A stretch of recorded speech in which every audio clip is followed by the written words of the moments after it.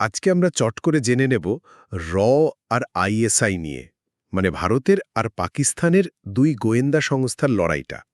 দেখুন, এটা আসলে ভারত আর পাকিস্তানের প্রধান দুই গোয়েন্দা সংস্থা র আর আইএসআইয়ের মধ্যে চলা একটা নীরব যুদ্ধ, বুঝলেন? দক্ষিণ এশিয়া জুড়ে চলছে। এটা কিন্তু অস্ত্রের যুদ্ধ নয়, বরং এটা হলো তথ্য, ছদ্মবেশ আর বুদ্ধির খেলা। কারণ সবটাই হয় লোকচক্ষুর আড়ালে, বুঝতেই পারছেন।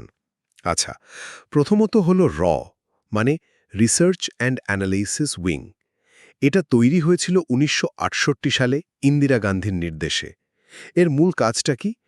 দেশের বাইরের হুমকি সামলানো আর দরকার পড়লে শত্রুর ডেরায় গিয়ে গোপনে কাজ করা।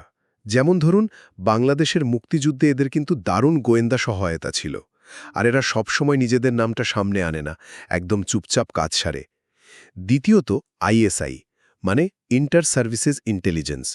এটা কিন্তু পাকিস্তানের জন্মের ঠিক পরেই তৈরি। এদের লক্ষ্য হল ভারতে বা ভারতীয় গোয়েন্দা তৎপরতায় নজর রাখা আর দক্ষিণ এশিয়ায় পাকিস্তানের প্রভাবটা ধরে রাখা। আর হ্যাঁ, পাকিস্তানের রাজনীতিতে বা মিলিটারিতে আইএসআই কিন্তু সাংঘাতিক প্রভাবশালী একটা সংস্থা। আর সবশেষে হল এই সাইলেন্ট ওয়ার বা নীরব যুদ্ধটা। র আর আইএসআইয়ের লড়াইটা অনেকটা মানে অদৃশ্য এক দাবার বোর্ডের মতো, যেখানে চালচালাচালি চলছে। ভাবুন একবার, কাশ্মীর থেকে করাচি, কাঠমান্ডু, সব জায়গায় একদল হয়তো ভুল তথ্য ছড়িয়ে চাল দেয়, আরেক দল সেটা ধরে ফেলে। এই পুরো বুদ্ধির খেলার ওপরই কিন্তু দেশের নিরাপত্তা নির্ভর করে। এখানে যেতে কারা?